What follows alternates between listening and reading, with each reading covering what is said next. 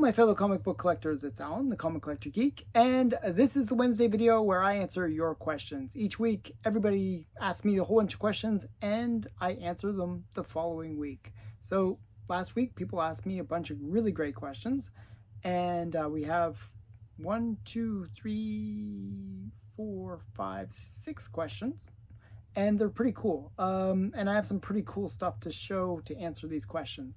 So the first question comes from Archivist Adrift. I was reading a thread on the CGC forum about warehouse finds of Golden Age books and how some desirable books are not as rare as collectors seem to think. For instance, apparently 1950s Ace Comics, post-World War II Schomburg airbrush needlers aren't that rare because of various warehouse finds. As they're far from common, but they aren't necessarily as rare as some Golden Age books. Other Golden Age books. In years of collecting, what are some of the collectors' books that collectors desire that you found come up fairly often? Okay, so probably one of the most famous warehouse finds was the one with Fantastic Four 48. Which is the first appearance of both Galactus and Silver Surfer. There was a whole bunch of those found, and they were high grade. It sort of killed the census for the high grade copies of that book. But I think people have learned from those warehouse finds that when they have a warehouse find, that they drip it onto the market. Because recently I've seen on Heritage a book that 2 years ago was actually pretty expensive, which is what is it? Abbott and Costello? Not Abbott and Costello. What's the other comedy team? The Three Stooges. The Three Stooges.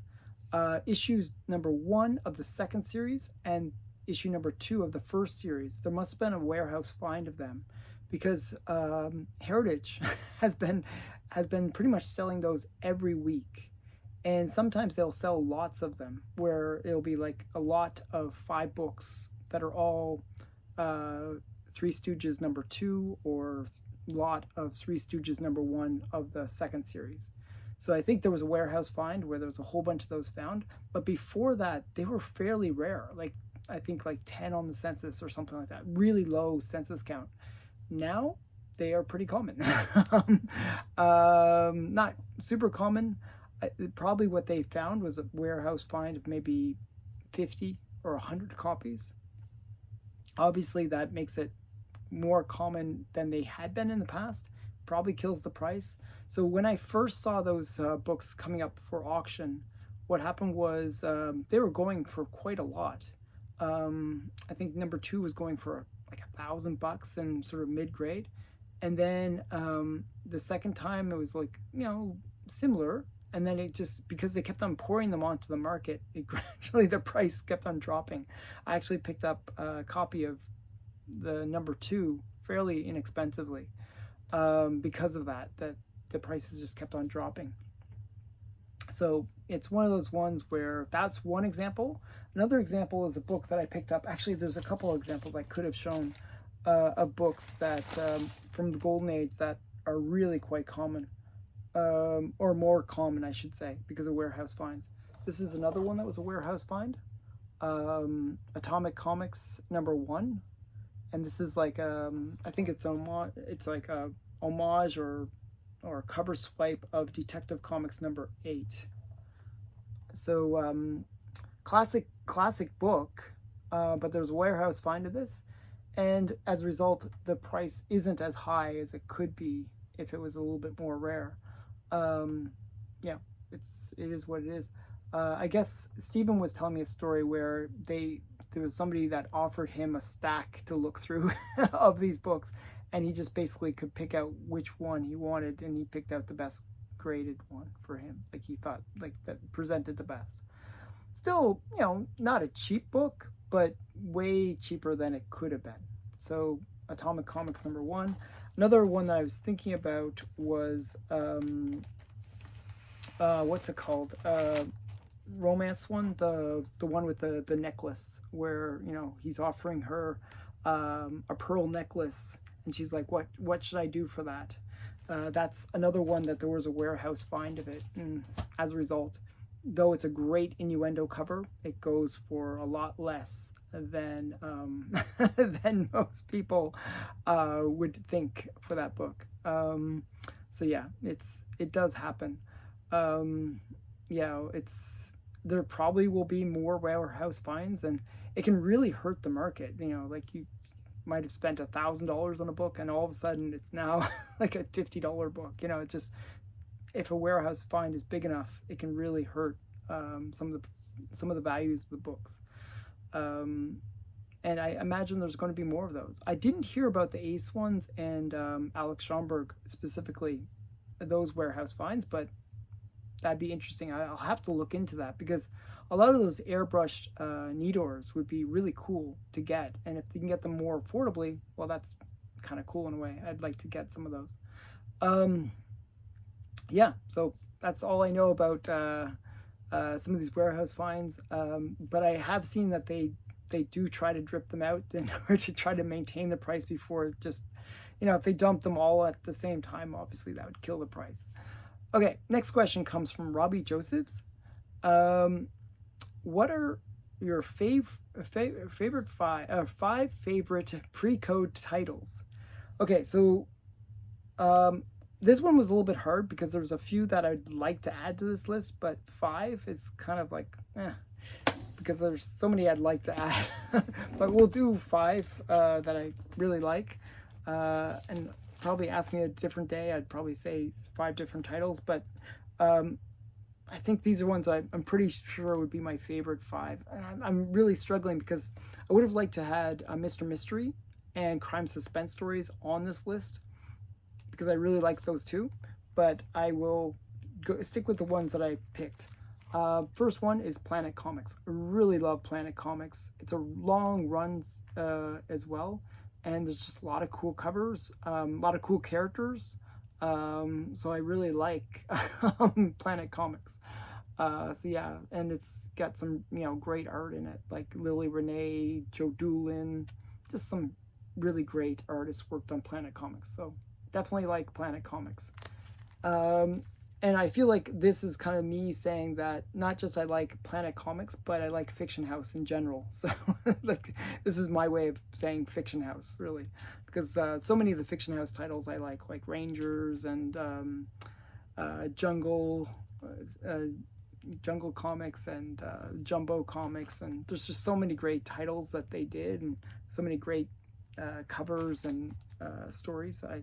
I'm a big fan of Planet Comics and Fiction House. Another one that I really like, and this one might be a little surprising, but it's one that I really, really like. I'm sort of in love with this girl. I think this girl's really, really great. There's some other ones that I probably should put on the list as well, like Blonde Phantom and Lady Luck and all those ones. I really like those, and I almost want to get those on the list as well. But yeah, Miss Mask would be another one. Miss Mask never had her own title. If she had her own title, I would have put her on the list, but she didn't really have her own title.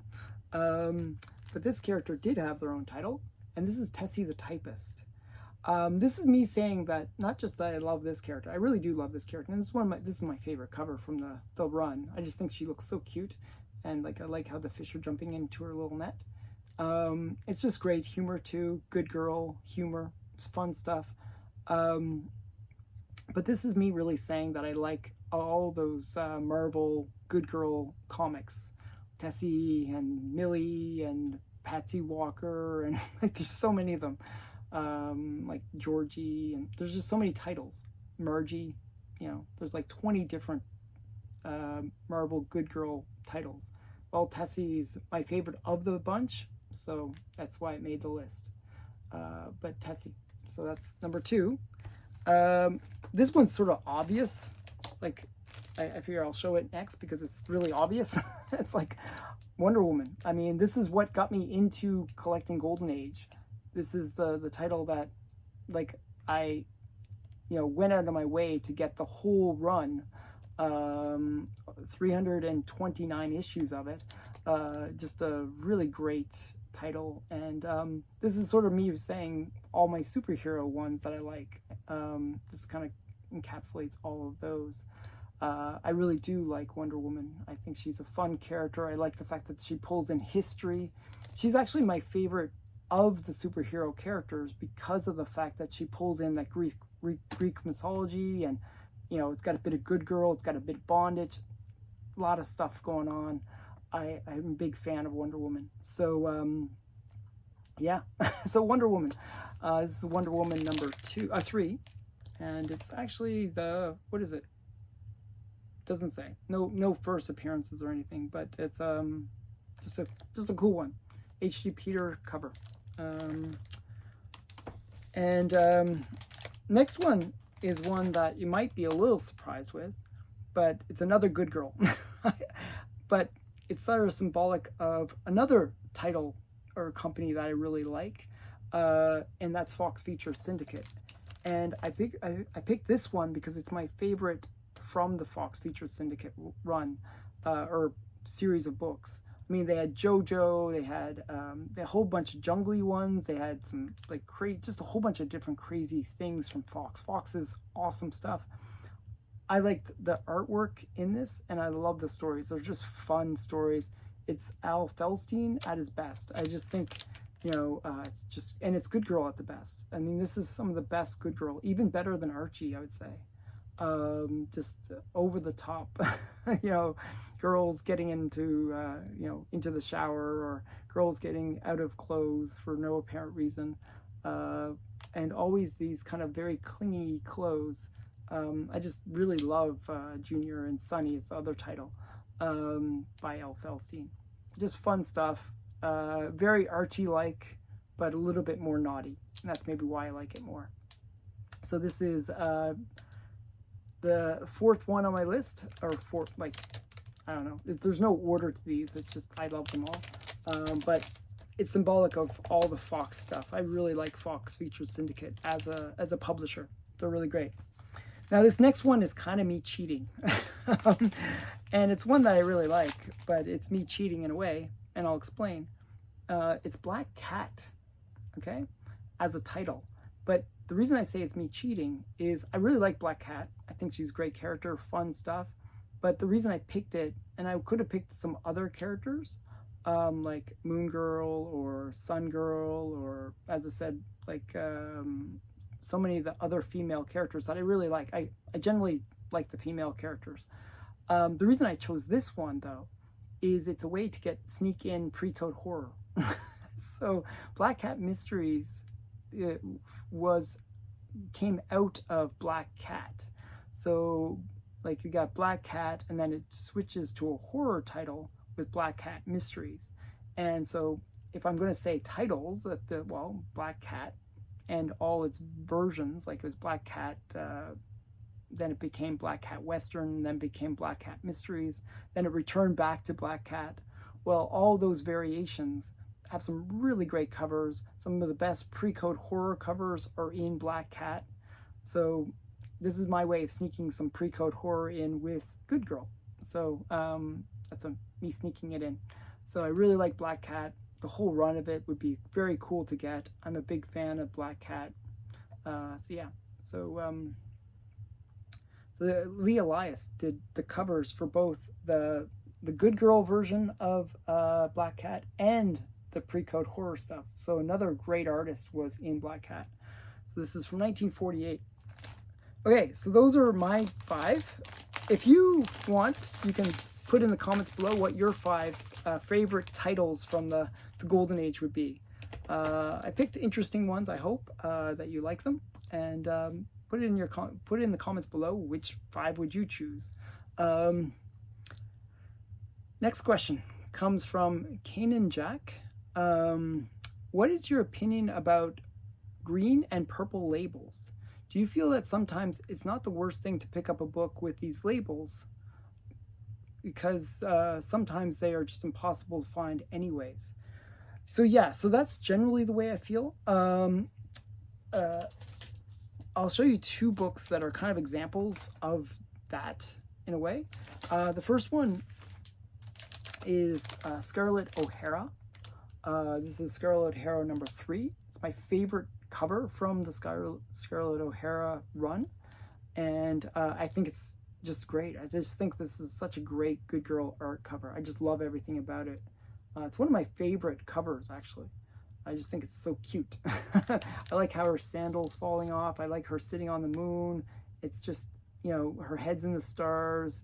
You know, it's just such a fun cover and title. But this book is incredibly hard to find, and it generally goes for a lot. Now this 4.0 copy, very nice presenting 4.0. Show you back. Very nice presenting. Well, it is incomplete, because that's what the green label means. It means that it's incomplete. Now, sometimes actually the green label can mean that it's got a signature on it and they didn't verify that the signature is real, and they'll give you a green label. But generally, green labels mean incomplete. Sometimes, though, they can mean that the book has been married with another book, and that's another way you get a green label. Those are actually the best in a way, because it's a complete book that's just married with some other, like, you know, two incompletes become a complete somehow.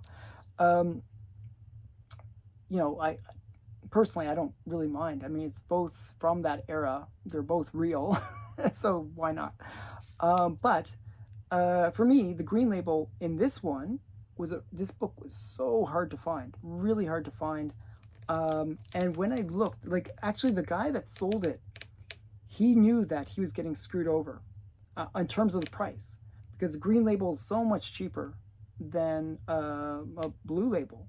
Like, you know, blue label would be usually about twice the price. Well, he knew that he was getting screwed over because the incompleteness of this book is really dumb. It is the dumbest incomplete ever. So what happened was, inside, you know how you have the white margin that goes around the artwork, like there's like the border. Well, somebody had cut some of that, like it's cut, so there is a piece missing, but it doesn't affect art, doesn't affect anything. It just removes some of that white, like it's just like a piece maybe this big. It's like a little triangle that's been cut like that, but it doesn't go into the artwork. It just goes into where that white margin is.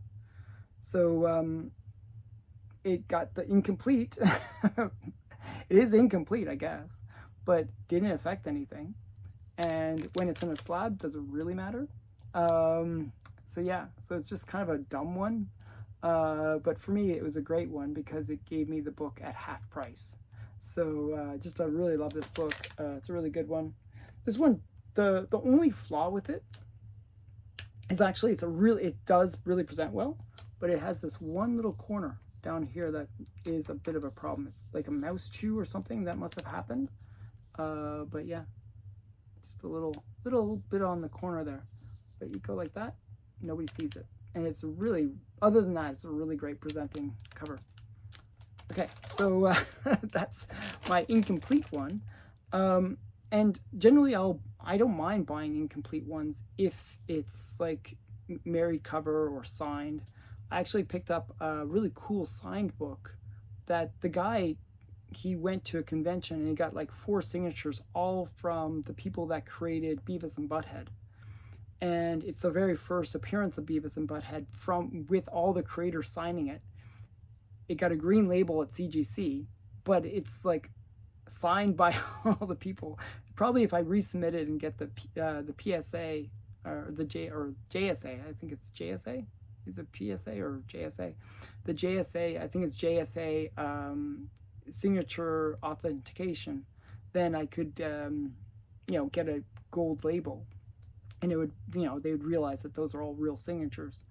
But because it got a green label, I got it for a fraction of the cost.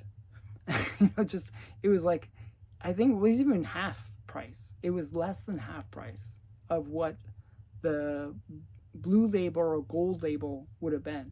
So, and it had 4 signatures. I thought it was really cool, a little cool piece of history, and I got it for dirt cheap. So I love those kind of situations where it's just a sign.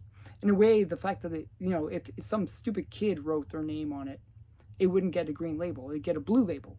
But because it's the actual creators, it's almost like they're saying that it is the real people because they're giving it a green label. It's the dumbest thing. So I love those situations. So that's another thing with green labels that I like. Purple labels, though, are kind of interesting for me. Like, it's not that I chase purple labels, but I do like purple labels because they are a huge cost savings. Sometimes anywhere from 50% off to, in the case of my Phantom Lady, my Phantom Lady 17, I actually got it for maybe a tenth of the fair market value for the book. So it was a huge, huge cost savings. But here's another book that I don't think I would have been able to afford if it was a blue label of the same grade. This book cost me, it was 4,000 Canadian. So about, what is that? Likely 2,800 US, somewhere around there. Okay. So, and it's a 6.0, beautiful copy. Restoration includes a small amount of color touch, all 3 edges trimmed. In capital letters, they had to put that.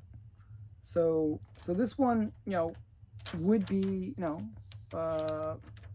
stuck as a purple label. There's no way I could unrestore 3 edges trimmed. But presents well. Probably there was probably some fraying, they always have that, like, where, the cover can get a little bit frayed and people just trim it to make it look pretty. Well, that's what they did. Made it look pretty. And for the most part, probably didn't affect any of this art or story inside. So, but it is a slightly smaller book. But for me, it's a book that I probably couldn't have afforded elsewise, and made it really affordable. And I really love it. It's just a first appearance of Thor, such a classic book, Silver Age, and it's one that I wouldn't have been able to afford. And I do go after a bunch of books that are in that kind of way, that, there's some book I really, really want. I'll look for that purple label just as a way to afford it, because it's sort of like when I got my first appearance of Robin, that's in Detective 38. The reason I picked that up is it was like it was cheaper to buy a purple label 7.0, so really high grade purple label, and a really nice presenting one with some color touch, really not much done to it in terms of Frankenstein kind of elements, but there was color touch. That book was cheaper to buy as a purple label than a 0.5 blue label would have been. So 0.5 blue label could look like just garbage. So, to buy a book that just somebody cleaned or, maybe trimmed a little bit or did some color touch to fill in some like ticks or something like that. If I wanted to, I could strip all that out, and still be a 0.5, or probably wouldn't be even a 0.5. It would probably be more like a 3 or 2, in that range. But, the point is, why is it cheaper than a 0.5, which is just barely a comic? It doesn't make sense to me. And I see purple labels as a huge opportunity because they're really overly hurt in terms of price. There's a huge opportunity that if people just say, hey, instead of being worth a tenth of the blue label, maybe they're worth a third of the blue label. Well, that means that book is now increased by 3 times. So I always saw purple labels as being a real investor opportunity, but also a great opportunity to buy a book that normally I wouldn't be able to afford. So I just love purple labels for that reason. And if I really want to go after a big book, I'll look for it in a purple label generally. Okay, so I hope that answers your question. Next question comes from Patriot, who wrote, what's your thought on Golden Age comics in 10 to 15 years? So I kind of talked about this a little bit in a previous video where I said probably in 10 to 15 years, you're going to get a huge boom in terms of the number of books coming to the market, where there's going to be a situation where a lot of the baby boomers are going to be passing on, and their collections are going to be coming to the market. And when that happens, it will be a disruption, where some of the collections will go into non-collectors' hands. Some of the collections will be eaten up by like auction houses or whatever. And there will be this kind of situation where all of a sudden a whole flood of books will be hitting the market. And we're already seeing that, like with the DC Universe collection just came to market, where somebody had the complete collection of DC comics. And they had collected it their whole entire lives. When they died, it got sold off. And all of a sudden, that's a big flood of these fairly rare DC comics. And, when that happens, and if it happens with a whole bunch of these boomers that are dying, well, then you'll see the prices kind of wane a little bit. And that's sometimes a bad thing, sometimes a good thing. And the reason I say sometimes it's a good thing is what happens is when the prices wane, new collectors get pulled in and sort of pick up some of these more affordable books that were previously not affordable at all. And when more people enter the market then corrects again. It's not that the books have become less rare. They're still as rare as they are, unless there's warehouse finds. But they're still as rare. And people will either learn to love the hobby, or younger collectors that now have more money. So, for example, like people that are in their 30s now, well, in 10 to 15 years, they will be mature enough in terms of their collecting habits and also financial capabilities. When you're in your 50s, you're sort of at that peak of your earning potential, plus you're at your peak in terms of lack of responsibilities.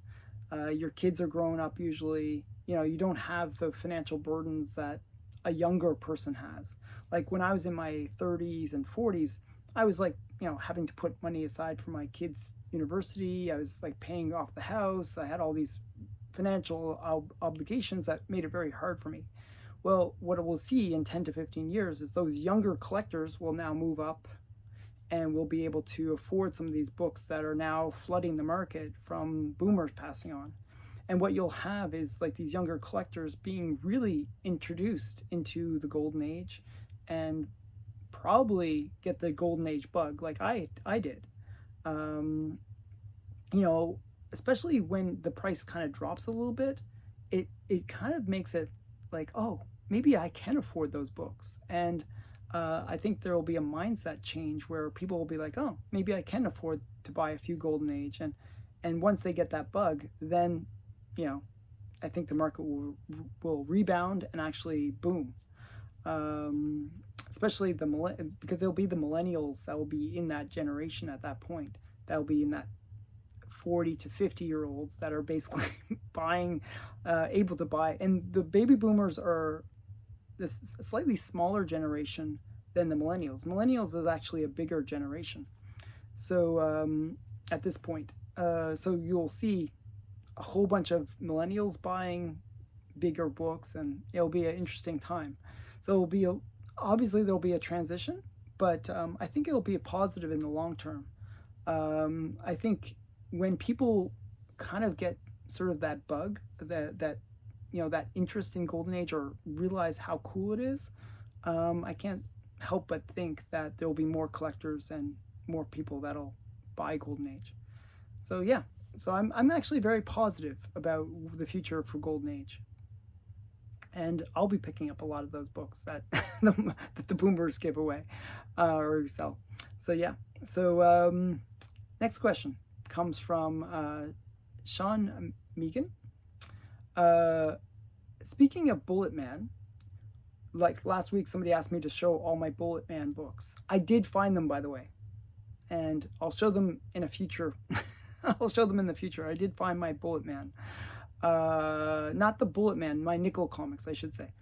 But last week somebody asked me to show them all, and I couldn't find two of my books. I found two of them. There's still the third one that's missing. But back to the question.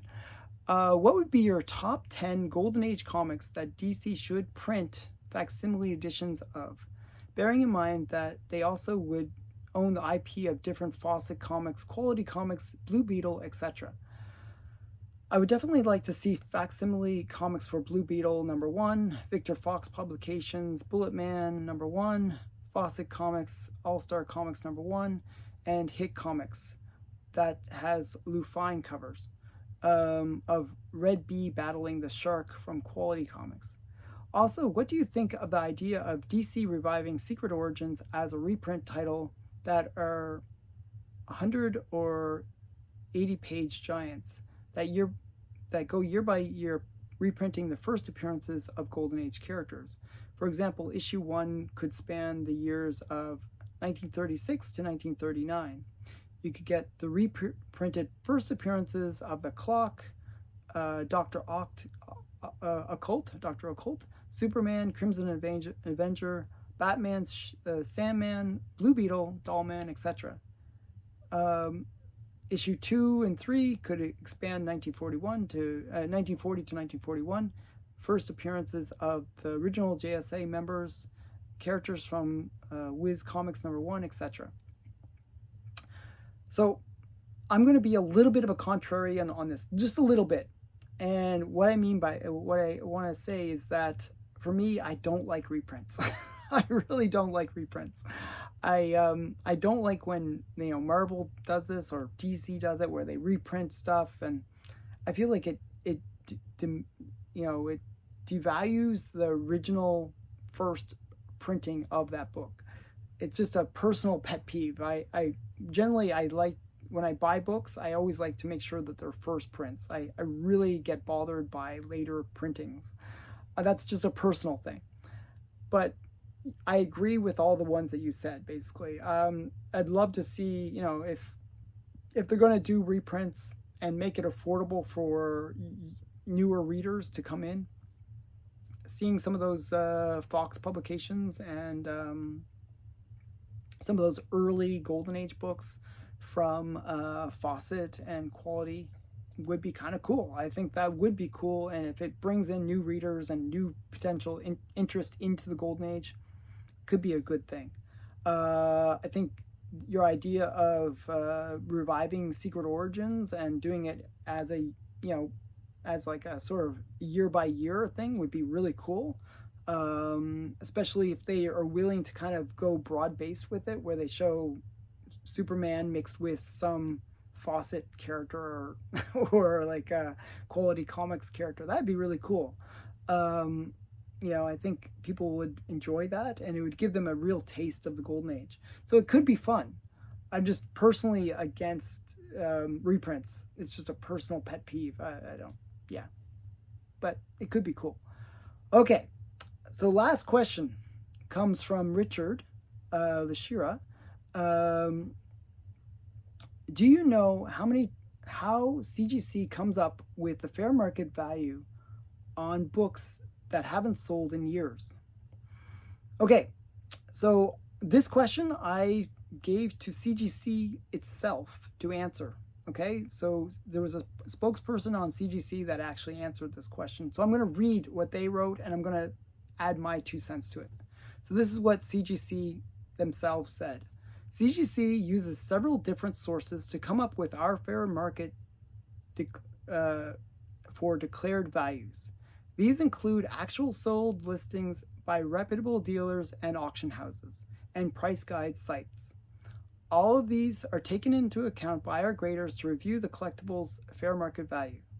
There is no catch-all that our graders will use for every collectible due to the volatile nature of the collectible market. I am so sorry for the inconvenience. Additionally, per our declared value policy, this fair market value will be determined by CGC in its sole reasonably exercised discretion. Okay, so what does that mean? Well, so CGC, what it'll do is, okay, let me step back one step. When you submit books to CGC, if they're above $1,000, I think is the threshold, then they will charge to get the books graded like an extra additional fee of 4% of the fair market value of a book. So if they determine the fair market value to be like $1 million, well, you have to pay 4% of that, which is $40,000. That's a crazy amount that you have to pay in order to get books graded that are that expensive. So them determining that fair market value can be very painful in terms of those costs that you might incur for the value of the book. When you submit your books to CGC, you submit it based on what tier you think it's going to be in, and you have to declare that fair market value, okay? Generally, you're doing that for insurance and replacement costs. So if the book gets lost, damaged, something happens, they will replace it for whatever fair market value you say that book is worth. So it does protect you in terms of the insurance for that book, that you've declared the value to be whatever. Now, sometimes though, they can backfire because now you're paying some crazy fee based on whatever they determine the fair market value is. And they can say, okay, you said the declared value is 1,000, but we actually declare the value to be 2,000-3,000 based on what grade we've just graded it at. So there is a bit of an annoying thing there. Now, here's the thing about that. Where do they determine that? Generally, they can't just make up some random number. What they do is they use sites like GPA and GoCollect. Those are the two ones that they actually, usually it's GPA, that they'll actually use the auction records there to say, okay, this book is worth this much based on what we've determined to be the fair market value. Now, if the book hasn't sold for 10 years, you might be in a situation where they'll say, okay, we won't use GPA, and they'll actually use Overstreet price guide, which could actually work in your favor because that's even a lower price, you know. So sometimes it can actually be in your benefit. Where a book hasn't sold for a while, they'll use the Overstreet price guide as the determination for that fair market value. So, but it's at their discretion. Generally, they will do some math, just like any collector does when they try to figure out how much a book should be worth. They probably do some math, especially if it's one of these more valuable books. They will put a little bit of effort in to determine that fair market value because it affects their bottom line. So yeah, but that's generally, but it's at their discretion. And that's one of the things that I don't like about CGC, that I feel like this whole idea of the 4%, to me, it's disturbing. It's a conflict of interest because, you know, they can say whatever value they want and they can grade higher than they should, or they could determine the value to be higher than it should be. And it's just, I don't know. It's bad, in my opinion. I think it's much more fair that the books, you know, they have a certain set fee. If it's worth more than $10,000, then maybe it's $300 to grade. Sure. And if it's worth $20,000, it's still $300 to grade, because grading a $10,000 book or a $20,000 book, there should be no difference. There's no additional effort that's required. You're going to be just as careful with that book, and you're going to spend just as much time to make sure that that book is whatever grade you say it is. So I think this whole 4% thing is just, I just think it's not a good policy. I think they should really stick with standardized numbers. That it's if it's in this tier, that it's that price. I do understand when you get into those higher echelons of like $100,000 million books that there should be additional costs, but that's only to cover any insurance that they might require to protect that investment that somebody's given them. That yes, there'd probably be additional insurance that they might need to acquire to hold that book, but that would be the only reason. So yeah. So I'm just not a fan of this 4% thing, but that's the whole policy, and yeah, go with that, right? So those are the questions for this week. If you have any feedback you would like to put it in the comments below. And what do you think about CGC's charging 4% on grading fees?